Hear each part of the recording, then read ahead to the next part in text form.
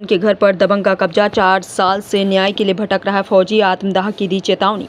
मिर्जापुर में एक केंद्रीय सशस्त्र सुरक्षा बल के जवान को अपने ही घर के लिए संघर्ष करना पड़ रहा है। मनीगढ़ा गांव के रयूफ अंसारी ने हालिया के देवरी बाजार में 2 बिस्वा जमीन पर 2 कमरों का मकान बनवाया था। जब वो सीमा पर तैनात थे तब संतोष कुमार नाम के व्यक्ति ने उनके खाली मकान पर कब्जा कर लिया। इस कारण जवानों को किराए के मकान में रहना पड़ रहा है। पिछले 4 सालों से जवान न्याय के लिए दर-दर की ठोकरें खा रहा है। हर छुट्टी में वो प्रशासन से गुहार लगाता है और कब्जा करने वाले से मकान खाली करने की विनती करता है, लेकिन उल्टा उसे SC/ST एक्ट में फंसाने की धमकी दी जा रही है।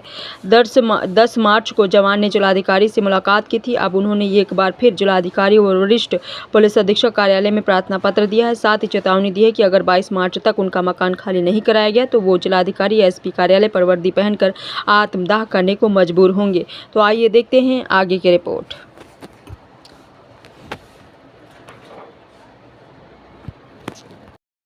जैन साथियों, मेरा नाम कांस्टेबल GD रयूफ अंसारी है। मैं केंद्रीय अर्धसैनिक बल सशस्त्र सीमा बल में कार्यरत हूँ। मैंने हलिया थाना क्षेत्र अंतर्गत देवरी बाजार में ज़मीन खरीदकर 2 कमरे के मकान का निर्माण किया था, जिसके प्लास्टर का काम बाकी था और मेरी छुट्टी ख़त्म हो गई थी और मैं वापस ड्यूटी ज्वाइन कर लिया। जिस दौरान संतोष कुमार नाम के स्थानीय दबंग ने सरंगाई बस मेरे घर पर कब्जा कर लिया। जैसे मुझे उसकी सूचना मिली, मैंने आकर उनसे अपना मकान खाली करने को कहा तो उन्होंने खाली करने से मना कर दिया और कहा कि अगर हाथापाई करेंगे, जोर ज़बरदस्ती करेंगे तो हम आपके ऊपर ST/SC लगवा देंगे और आपकी नौकरी खा जाएंगे।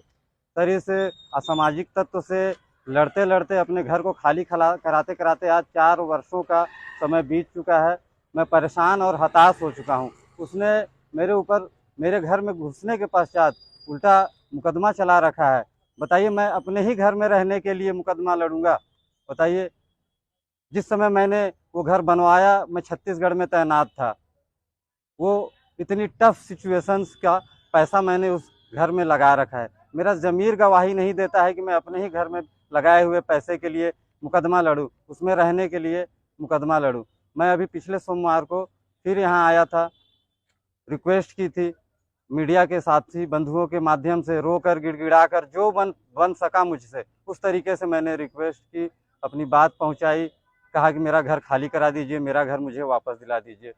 आज 1 हफ्ते का समय बीत चुका है।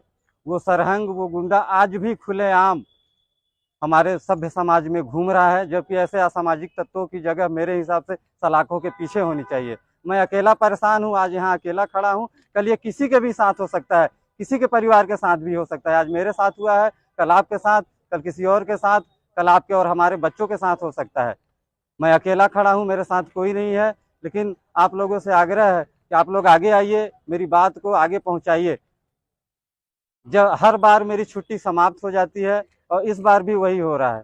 2 महीने की छुट्टी मेरी ऑफिसों के, दफ्तरों के चक्कर काटते काटते ख़त्म हो गई है। मेरा परिवार भाड़े पे है, मेरी 2 बच्चियाँ हैं। 6 महीने से मैंने उनका फीस नहीं जमा कर पाया हूँ मैं स्कूल का। इस सिस्टम के तरीके से, सही तरीके से लड़ते लड़ते 15 लाख रुपए का मैं कर्जदार हो गया हूँ।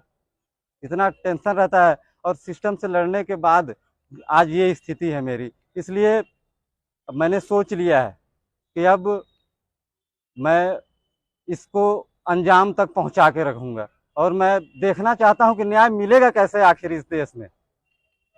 हम सीमा पर डटे हुए हैं, हमारा घर परिवार सब यहाँ किसके भरोसे है? आखिर सरकार ने यहाँ हमारे बच्चों की जवाबदारी और जिम्मेदारी हमारे परिवार की दे किसको रखी है? कैसे कोई कब्जा कर ले रहा है और खाली करने से मना कर रहा है? साथियों, मेरी छुट्टी 22 तारीख को ख़त्म हो रही है, लेकिन मैंने सोचा है इस बार या तो मैं न्याय लेकर ही जाऊंगा या मैं यहीं DM या SP साहब इनके ऑफिस के सामने बावर्दी पेट्रोल छिड़क के और आग लगा लूंगा अपने आप को। अगर इससे भी न्याय मिलता है तो मेरी 2 बच्चियां हैं, जब वो बड़ी होंगी तो आप लोगों से आग्रह है कि आप उनको इस न्याय के मायने समझा दीजिएगा। और मैं आप लोगों के माध्यम से अपने डिपार्टमेंट के सभी सीनियर्स से माफ़ी चाहता हूं कि शायद मुझे पता नहीं है कि ये तरीका सही है या गलत है न्याय मांगने का, लेकिन मैंने हर तरीका अपना लिया और इस न्याय के लिए मैं आज रोड पर खड़ा हूं और दर दर ठोकरें खा रहा हूं। सर, तो मैं ट्रेनिंग से लेकर आज तक आप लोगों ने यही सिखाया कि हम 2 महीने घर पर रहते हैं और 10 महीने ड्यूटी पर, और यही हमारा असली घर परिवार है। आज मैं सर यहाँ इतना अकेला हो गया हूँ और ये व्यवस्था देखकर मैं टूट चुका हूँ। आज मैं आप लोगों की मुझे इतनी याद आ रही है, ऐसा लग रहा है कि मैं अपने परिवार से दूर हूँ। और मुझे अफसोस होगा, अगर मेरी नौकरी भी चली जाती है तो मुझे नौकरी जाने का अफसोस नहीं होगा, मुझे आप लोगों से, अपने परिवार से बिछड़ने का दुख होगा। और इस दबंग ने, इस संतोष कुमार ने मतलब इतनी हदें पार कर दी हैं हमारे पिताजी से। मतलब खुलेआम बाजार में ये कहना कि ऐसा फौजी हमने बहुत देखा है, फौजी माने क्या होता है, हम देख लेंगे, कुछ नहीं कर पाएंगे, दौड़ा रहे हैं 4 साल से, 5 साल से, 20 साल, 40 साल दौड़ाएंगे, उसके बाद भी अपना मकान नहीं ले पाएंगे। तो साथियों, मैंने तो ठान लिया है कि मैं तो इसे बता के रहूँगा कि फौजी क्या होता है। और इस मुद्दे को, इस मसले को, इस मामले को मैं या तो वहाँ तक पहुँचा दूंगा कि इस सरहंग संतोष कुमार के केस को देखकर जितने भी और असामाजिक तत्व हमारे समाज में हैं, वो किसी फौजी या उसके परिवार के ऊपर जब भी नज़र उठाएं गलत तरीके से, नुकसान करने के तरीके से, किसी अपराध को करने के लिए, तो वो सोचें कि हमारा हाल भी संतोष कुमार की तरह होगा और हमारी जगह सलाखों के पीछे होगी। साथियों, मैं आप लोगों के माध्यम से आज ये इस कानून व्यवस्था से, इस पूरे सिस्टम से ये मांग करना चाहता हूँ कि 22 तारीख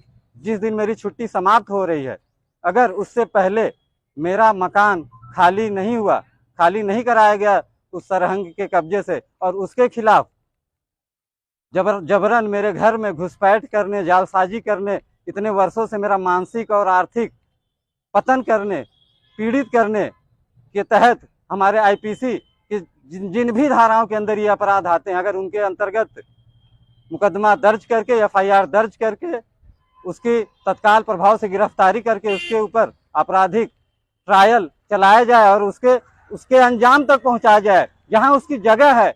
मैं कहना चाहता हूं कि ऐसे असामाजिक तत्वों का, ऐसे घिनौने और गंदे लोगों का हमारे सभ्य समाज में कोई काम नहीं है। इनकी असली जगह जेल की सलाखों के पीछे है। मैं आप लोगों से निवेदन करता हूं कि आप लोग जो भी हैं, जहां से भी मुझे सुन रहे हैं, मेरा साथ दीजिए और इस दबंग को इसकी असली जगह पर पहुंचाने में मेरा सहयोग करिए। जय हिंद।